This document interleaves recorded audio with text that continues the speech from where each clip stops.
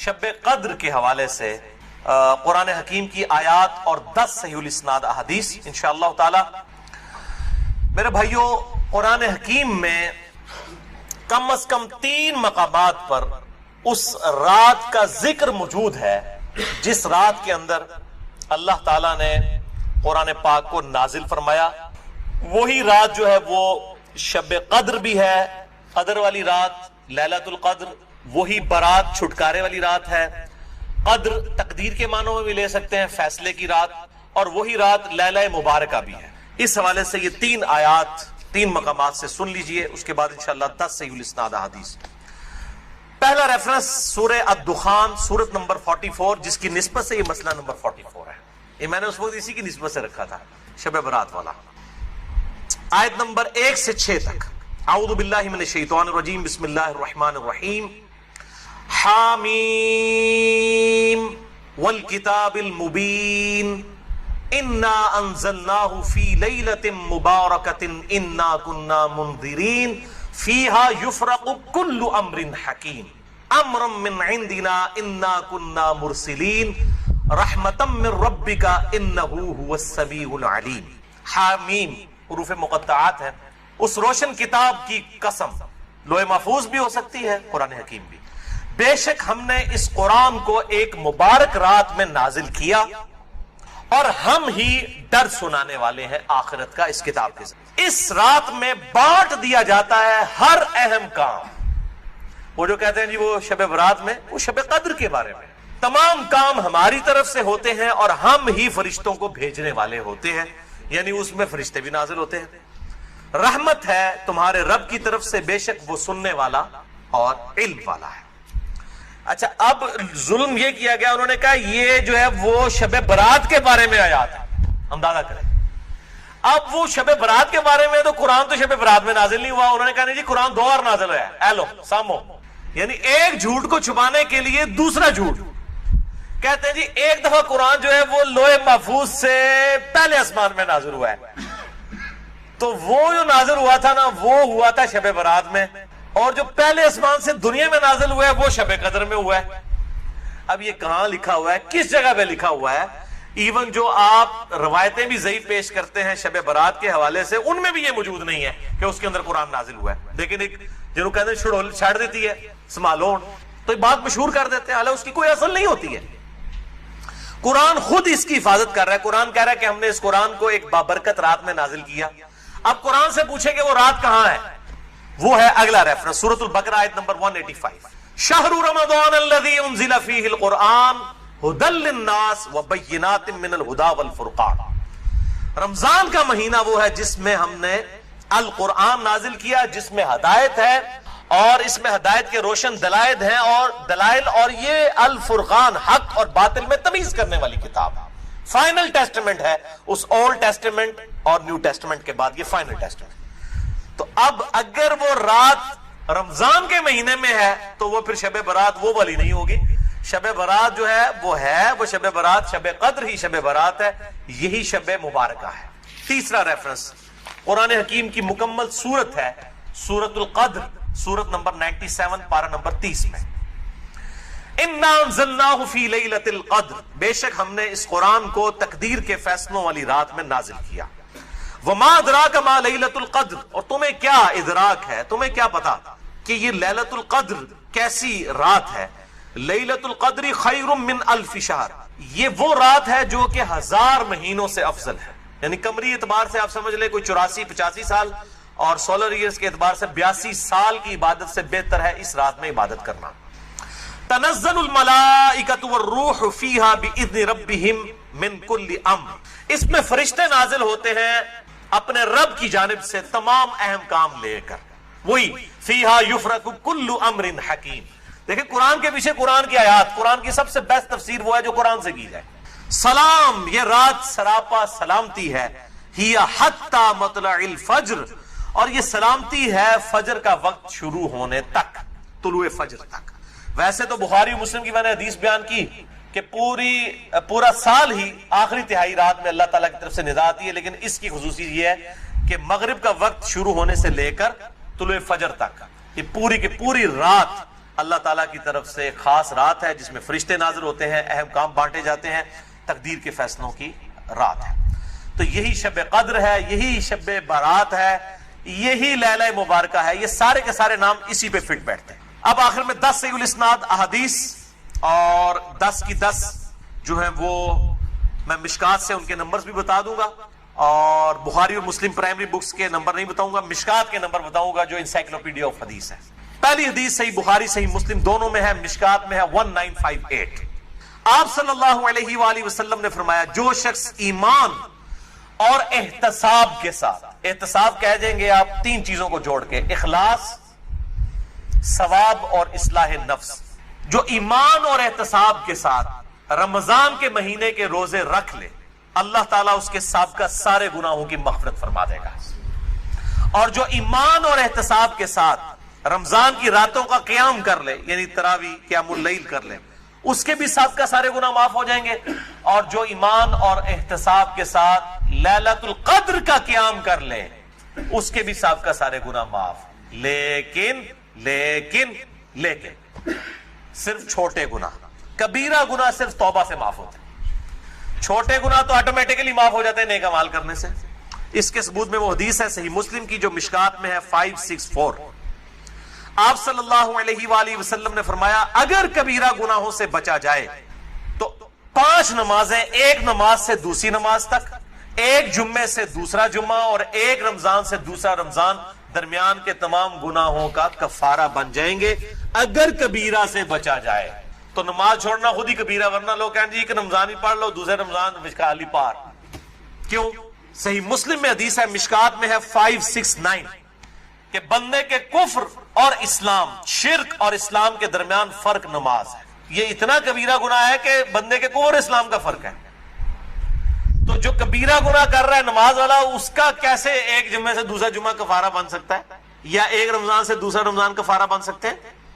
دوسری حدیث بھی بخاری اور مسلم سے ہے، مشکات میں 2083. آپ صلی اللہ علیہ وآلہ وسلم نے فرمایا شب قدر کو رمضان کے آخری عشرے کی تاک راتوں میں تلاش کرو، 21ویں، 23ویں، 25ویں، 27ویں اور 29ویں.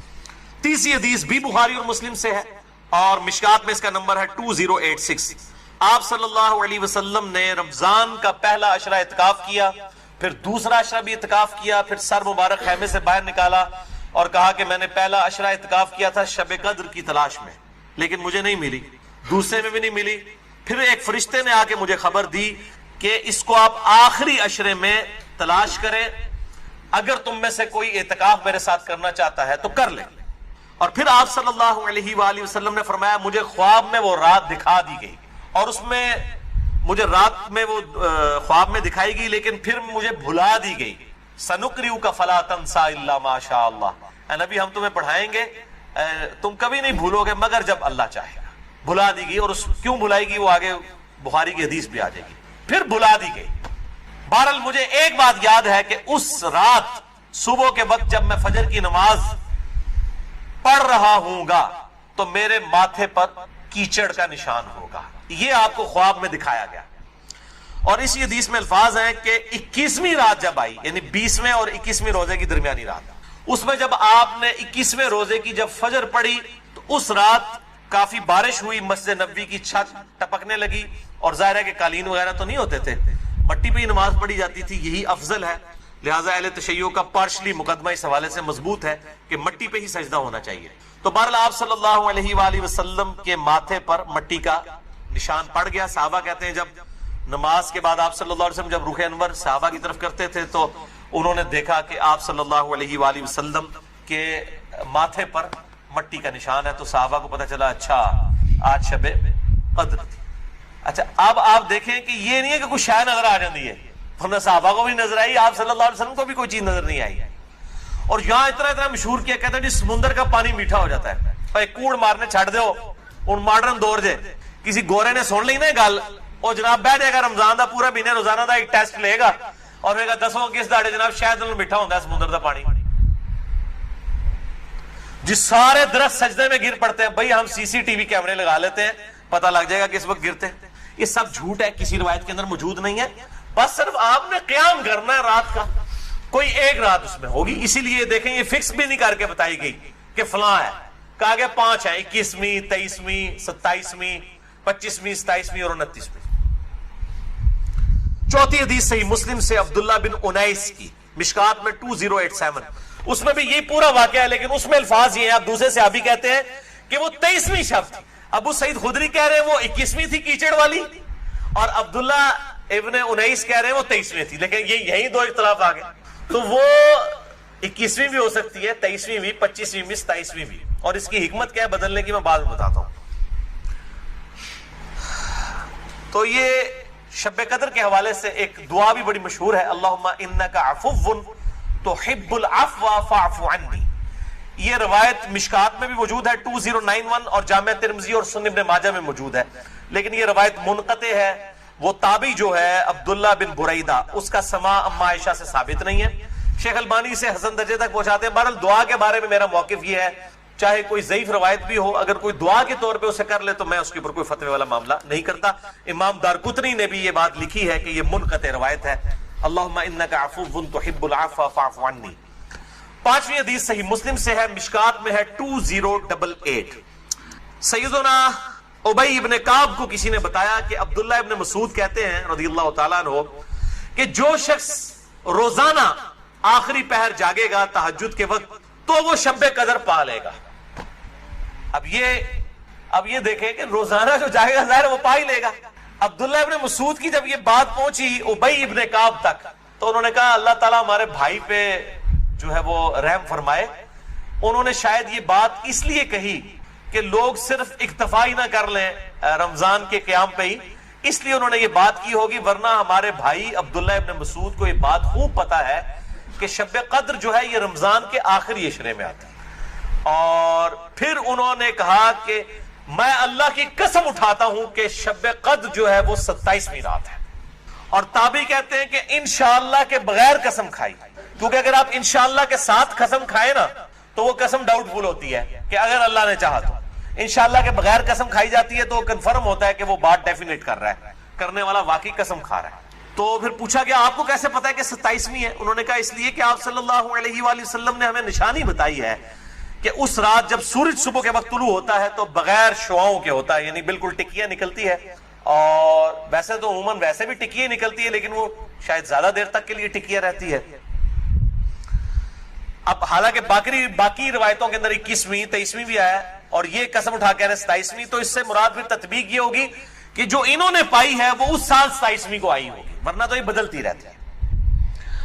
6ٹھی حدیث صحیح بخاری سے مشکات میں 2095 کہ آپ صلی اللہ علیہ وآلہ وسلم شب قدر کا دن بتانے کے لیے کہ آپ کون سی رات کو یہ آئے گی باہر تشریف لائے، تو 2 مسلمان آپس میں جھگڑ رہے تھے۔ یہ جھگڑنے کی نحوست دیکھیں، آپ صلی اللہ علیہ وسلم بھول گئے اور آپ نے فرمایا کہ مجھے اللہ نے بتائی تھی وہ رات لیکن پھر مجھے بھلا دی گئی، سنقرئک فلا تنسى الا ما شاء اللہ۔ اور پھر آپ نے فرمایا کہ اس وجہ سے بھلائی گئی کہ یہ 2 مسلمان آپس میں جھگڑ رہے تھے، اور پھر کہا ہو سکتا ہے کہ اللہ کی اسی میں بہتری ہو، یہ بھی ساتھ کہہ دیا، ورنہ انہوں 2 مسلمانوں نے لوگ قیامت تک کوستے رہتے ہیں، بھائی اللہ نے بتانا ہوتا تو بعد میں بتا سکتے، اللہ کے لیے تو کوئی مسئلہ نہیں تھا، اسی میں بہتری ہو، اور یہ واقعی بہتری ہے۔ اور پھر فرمایا اب تم اسے 21ویں 23ویں اور 25ویں میں تلاش کرو۔ اب یہاں 27ویں 29ویں کا ذکر کوئی نہیں ہے، وہ الگ سے حدیث میں۔ تو حکمت یہ ہے بیسیکلی اس کو ڈیفرنٹ کرنے میں تاکہ لوگ یہ پورا عشرہ جو ہے وہ اہتمام کرے۔ دوسرا لوگ کہتے ہیں جی جس رات میں قرآن نازل ہوا تھا وہ ہوگی تو کوئی ایک ہی رات نا، یا 21ویں ہوگی، یہ تو نہیں ہے کہ 14 اگست اس دفعہ جو ہے 14 اگست کو آئے تو اگلی دفعہ 14 اگست جو ہے وہ 21 اگست کو آ جائے، اس طرح تو نہیں ہوگا، 14 اگست 14 اگست کو ہی آئے گا۔ تو یہ کیا وجہ ہے کہ قرآن جس رات میں نازل ہونا شروع ہوا وہ تو یا 21ویں تھی یا 23ویں تھی یا 25ویں یا 27ویں یا 29ویں، تو اگلے سال بھی وہی ہونی چاہیے۔ تو یہ دنیاوی اعتبار سے تو یہ بات بالکل ٹھیک ہے، لیکن جب اللہ تعالیٰ نے اس کی سیلیبریشن اس طرح کر دی ہے کہ اس سال میں اس کی سیلیبریشن کروں گا 21ویں کو، اگلے سال 23ویں کو، اس سے اگلے سال 27ویں کو، اس سے اگلے سال پھر شاید 21ویں کو ہو جائے، پھر کبھی 29ویں کو، تاکہ یہ روٹیٹ کرتی رہے، مسلمانوں کا شوق برقرار رہے۔ اس میں نظر کچھ نہیں آنا ہوتا، بس قیام کرنا ہوتا ہے، اللہ تعالیٰ 82 سال کی عبادت کا ثواب لکھ دے گا۔ اور اس کا آسان طریقہ میں آپ کو اینڈ پہ 2 حدیثیں بتا دوں گا سست الوجود لوگوں کے لیے انشاءاللہ میرے جیسے۔ 7ویں حدیث بھی بخاری اور مسلم دونوں میں ہے، مشکات میں 2090 اما عائشہ کہتی ہیں کہ جب رمضان کا آخری عشرہ ہوتا تو آپ صلی اللہ علیہ وسلم عبادت کے لیے کمر بستہ ہو جاتے، خود بھی راتوں کو جاگتے اور اپنے گھر والوں کو بھی جگایا کرتے۔ اللہ تعالی ہمیں بھی اس سنت پر عمل کرنے کی توفیق عطا فرمائے، آمین۔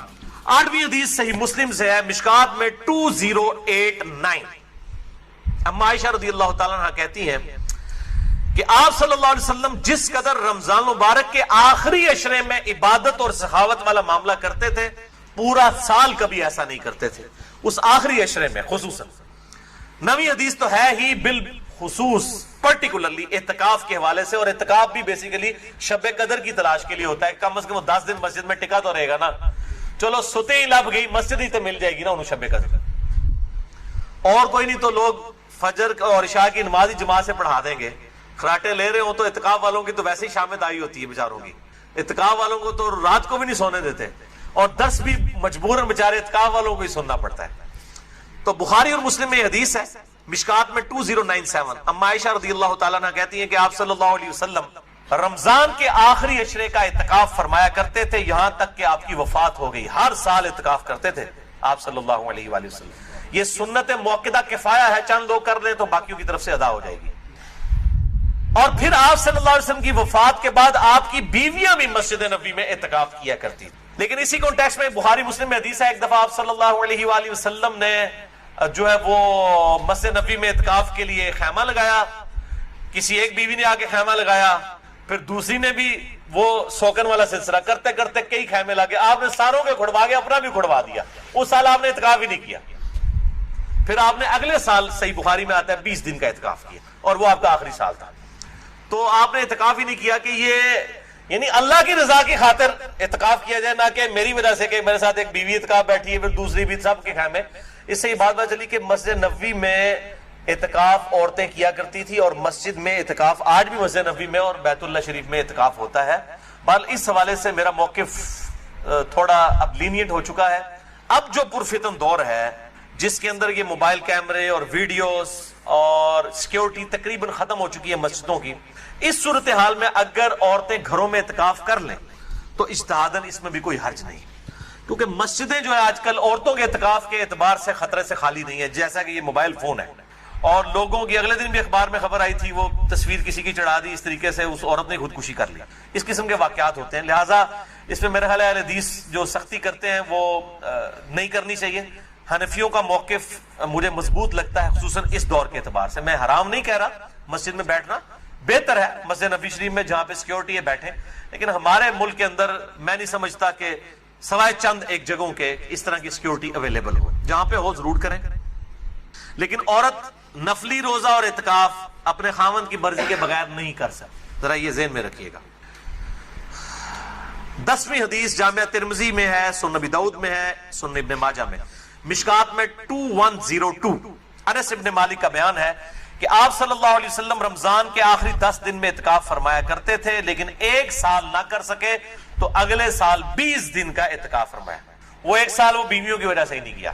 اور صحیح بخاری میں 2099 نمبر حدیث ہے کہ جس سال آپ کی وفات ہوئی یہ 20 دن والا اعتکاف آپ صلی اللہ علیہ وآلہ وسلم نے اس سال کیا تھا جس سال آپ کی وفات ہوئی۔ اور اس بخاری کی حدیث میں الفاظ ہے کہ اس سال پھر جبرائیل علیہ السلام کے ساتھ 2 دفعہ دورہ قرآن کیا۔ اور بخاری مسلم میں آتا ہے نا، جو سیدہ فاطمہ کے کان میں ایک بات کہی تھی کہ اس سال میرے ساتھ 2 دفعہ دورہ کیا جبریل نے، مجھے لگتا ہے کہ میری موت کا وقت قریب آ چکا ہے، تو وہ رو پڑی۔ اور پھر ایک اور بات کہی کہ تم جنتی عورتوں کی سردار ہو، تو وہ مسکرا پڑی۔ تو آپ صلی اللہ علیہ وآلہ وسلم کے ساتھ اس آخری اعتکاف میں 2 دفعہ دورہ قرآن حضرت جبرائیل نے کیا، الحمدللہ۔ یہ تلک عشرۃ کاملہ 10 پوری ہوئی۔ اب آخری 2 حدیثیں شارٹ کٹ گفٹ کے طور پر شب قدر کا آسان قیام پانے کے لیے۔ پہلی حدیث صحیح مسلم سے ہے 1491 اور مشکات میں بھی ہے 630۔ سیدنا عثمان ابن عفان رضی اللہ تعالیٰ عنہ علیہ السلام کہتے ہیں کہ نبی صلی اللہ علیہ وآلہ وسلم نے فرمایا، جس شخص نے عشاء کی نماز جماعت سے پڑھ لی گویا اس نے آدھی رات کا قیام کیا، اور پھر جس نے فجر کی نماز بھی جماعت سے پڑھ لی گویا اس نے پوری رات کا قیام کیا۔ اللہ اکبر کبیرہ والحمدللہ کثیرہ وسبحان اللہ بکرۃ واصیلہ۔ اور یار ایسے کر سکتے ہیں نا کہ رمضان کے آخری عشرے میں پورے عشرہ کر لو تو جفت آگدہ بھی رولا بن جاتا ہے تے چاند دی وجہ نہ، پورا رمضان ہی اہتمام کریں، پورا سال ہی اہتمام کریں، فجر اور عشاء جماعت کے ساتھ، اور کوئی رکعت فوت نہ ہو. اگر ایک رکعت بھی فوت ہوگی تو وہ پاکستانی انڈیا بنگلہ دیش والی جماعت ہے. اللہ کے حضور وہ جماعت نہیں لکھی جاتی. جماعت اسی صورت میں ہے کہ آپ کی 4 کی 4 رکعتیں امام کے ساتھ ہو، سلام امام کے ساتھ آپ پھیریں گے. تو یعنی امام کے رکوع میں جانے سے پہلے پہلے آپ قیام کی حالت میں اس کے ساتھ مل جائیں سورہ فاتحہ پڑھ کے، تو آپ کو وہ 4 رکعتیں ملیں گی، اور فجر کی 2 رکعتیں اس صورت میں.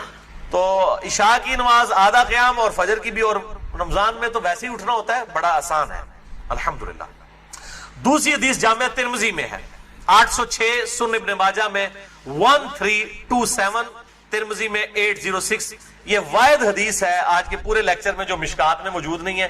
میں نے ترمذی اور ابن ماجہ کا نمبر بتا دیا. ابو ذر غفاری رضی اللہ تعالیٰ عنہ کہتے ہیں کہ نبی صلی اللہ علیہ وسلم نے فرمایا، جو شخص امام کے ساتھ قیام اللیل کر لے رمضان میں، یہاں تک کہ امام سلام پھیر کر فارغ ہو جائے، یعنی تراویح پڑھانے کے بعد، تو اسے پوری رات کے قیام کا ثواب ملے گا. اگر کوئی اکیلا تراویح پڑھتا ہے اس کے لیے فضیلت نہیں ہے. یہ جو امام کے ساتھ تراویح پڑھ لینا عشاء کے ساتھ ہی، اس کو پوری رات کے قیام کا ثواب ملے گا. اچھا، یہ جماعت کی جہاں پہ باتیں ہو رہی ہیں، یہاں پہ عورتوں کو استثناء حاصل ہے. عورتوں کے لیے واجب نہیں ہے کہ مسجد میں جائیں، چلی جائیں، اگر کر سکتی ہیں تمام ضرور کریں. ان کو گھر میں بھی اللہ تعالیٰ انشاءاللہ تعالیٰ اس حوالے سے ثواب عطا فرما دے گا. حضور عورتیں پوچھ رہتی ہیں جی ہم کہاں سے یہ جماعت، ہم یہ آسان طریقہ، تو عورتوں کے لیے پھر اس حوالے سے آسانی ہوگی انشاءاللہ تعالیٰ.